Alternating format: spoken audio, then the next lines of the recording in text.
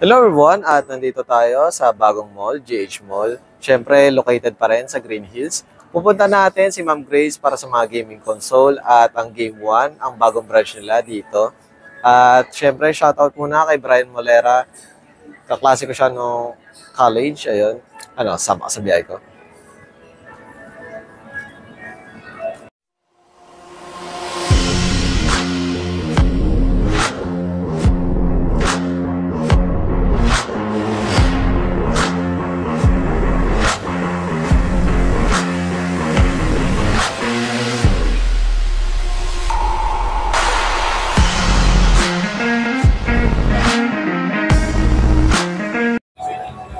Hello everyone, at nandito tayo sa GH Mall. Ayun, pinuntahan natin itong Game 1. Nag-open sila noong April 30 at ngayong May, titingnan natin kung ano yung mga bago nilang items. Then, kung meron silang mga new products, items, or mga gaming console, mga sales, promos, discount. At bago natin simulan yung ating video, ayun, happy birthday or belated happy birthday kay Ronald Caico. Then, syempre kay Brian Molera, shoutout sa iyo. Classmate ko siya sa Adamson University. Sama ka sa biyahe ko.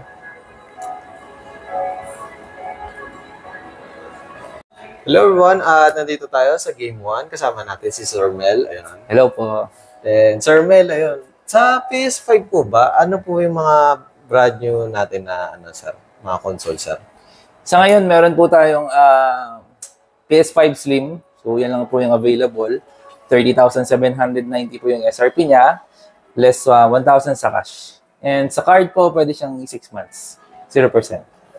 Then, ayun pala sir, kapag just in case, di ba, ang Slim walang disc na slot, meron din pa kayong binibenta dito sir sa store nyo na yung para magkaroon ng CD? Hindi, actually, yung Slim po na yan, digital na talaga? Disc, tsaka digital po siya pwede. Pwede. Yes po. Okay. Then, syempre sir, next natin sa mga bala po, ano po yung mga brand nyo na release sir? Ang mga latest release po natin ngayon is yung Stellar Blade. Yan yung parang medyo ngayon, mabenta. Then si Helldivers at si Eiyuden Chronicle po, mga bago. Then sir, dito pala sa Stellar sir, magkano po siya, SRP sir?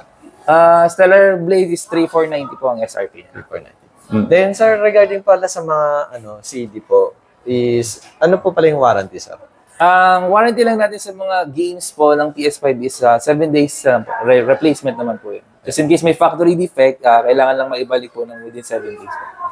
Then sa PlayStation pala 5 sir, sa mga console is ano po pala? Warranty? Ang warranty naman po ng PlayStation consoles natin, since na authorized dealer po kami ni PlayStation, direct po siya sa service center ni Sony.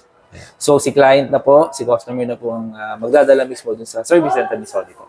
Then, 1 year po yung 1 year warranty. Then, sir, ayun, just in case pala, hindi nila nalaman or bago lang sila sa handheld, sir. Ayun, sa MSI naman po. Okay. Sa ngayon, sa mga handheld consoles naman, meron tayong choices actually. Number 1 po sa choices natin is si MSI Claw. So, ito po yung actual niya. Yan. So, physical appearance, almost identical siya sa ROG Ally.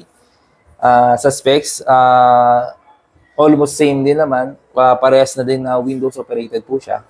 Then, yung price niya, ang pinaka-base po ngayon is yung 42,995 na Ultra 5 po yung processor niya. Intel Ultra 5, 12GB 256 po. Ito po siya. Sir, bali, meron din kayo nung yung high-end na Ryzen 7, sir, na MSI Claw. Yung sa base lang, yung parang 5. Meron din naman po kami yung higher variant po niya. 16GB, I think, yung RAM niya, tapos 1TB po yung SSD, 49,995 naman po siya. Ultra 7 po, Intel Ultra 7 po yung processor niya. Then, sir, sa ganito pala, sir, ano pala yung warranty niya, sir? 1 year naman po ang warranty din ng MSI Claw po. Then, just in case pala, sir, kunwari mag-update ng SSD, sir, pwede rin naman po, sir? Or Service center po, pwede. Sa service center. Kung just in case na mag-upgrade po ng storage, SSD, sa service center po ng MSI po. Hindi pa kasi po kami mag-allowed na mag-books. Then, sir, syempre, ang counterpart niya, si ROG Ally. Counterpart naman ni ROG, ni MSI Claw si ROG Ally. So, same variant pa rin naman, ang meron po kami si Z1 Extreme, tsaka si Z1. So, ang difference lang naman is overclockable po si Z1 Extreme, yung processor niya. Then, price niya, actually bumaba na to, 41 something yata. 41,295. Then, yung Z1 variant is nasa 32,995 na lang po. Ito po. So, yan po yung sample. Then, sir, ayun, kung sakali, sir, yung sa Steam Deck, sir, meron rin po ba kayong OLED tsaka standard, sir? Ano po Yes. ba Available naman both yung sa Steam Deck OLED po natin tsaka yung sa LCD variant po. So, sa LCD variant po, nasa 21,795 na lang po siya. Then, sa OLED version po is yung 512, 34,850. Then, yung 1TB is 41,595. Sir, sa ganda pala, sir, ano pala yung warranty sa ROG po? 2 years warranty to. 2 years warranty po siya. Direct po sa service center ni Asus din. Then, sa Steam Deck, sir? Sa Steam Deck, 6 months po, sa amin po yung warranty. Store warranty lang po. Yes po. Then, sir, ayun, syempre, tapos na tayo sa mga handheld na heavy-duty na PC. Ayun. Sa Nintendo Switch naman po tayo. Sige sir, dito tayo sa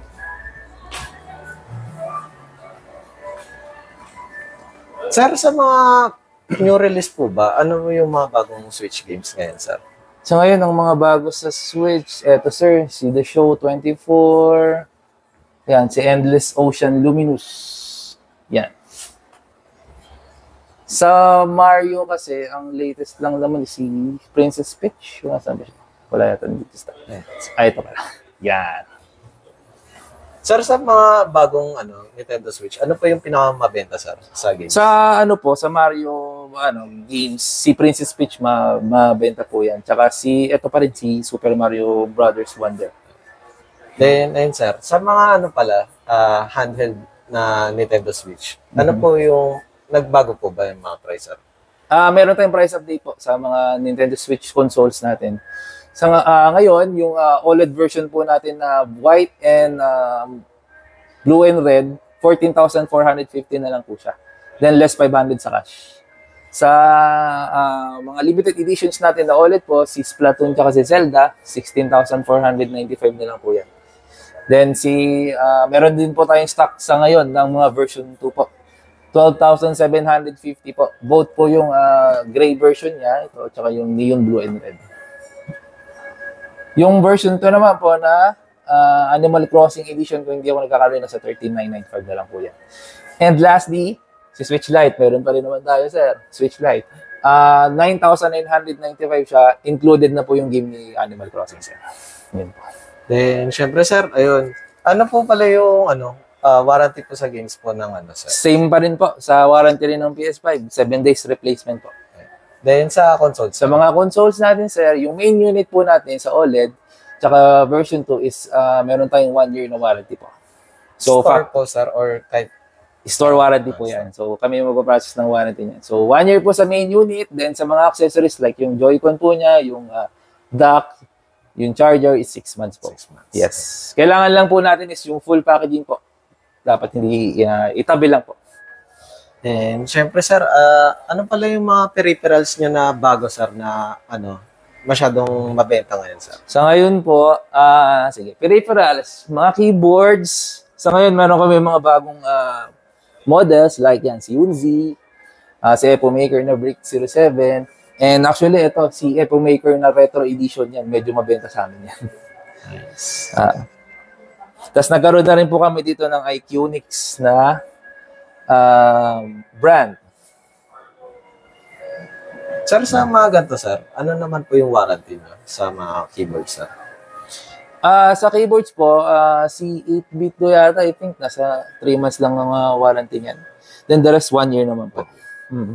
Then, syempre, Sir Mel, ayun, ano pala yung mga tinatanggap yung mode of payment dito sa Game One? So, available lang po naman po ang mga mode of payments natin sa credit card, cash, pwede rin po bank transfer, then GCash. Paymaya, pwede rin po. Then, syempre, sir, ayun, just in case pala na, ayun, nalalayuan sila dito sa GH Mall, may malapit po bang branch dito na Game One din, sir? Ang nearest branch na po namin na malapit dito sa GH Mall is, I think, si Game One SM Mega Mall and si Game One SM North. Yes po. Then, syempre, Sir Mel, ayun, dahil suki, ayun, please invite naman po ulit sa ating Ayun mga po, viewers. inaanyayahan po namin kayo na mag-visit dito sa bago naming store, located po dito sa Green Hills Mall, 4th floor. Green Hills Shopping Center po, dito sa San Juan.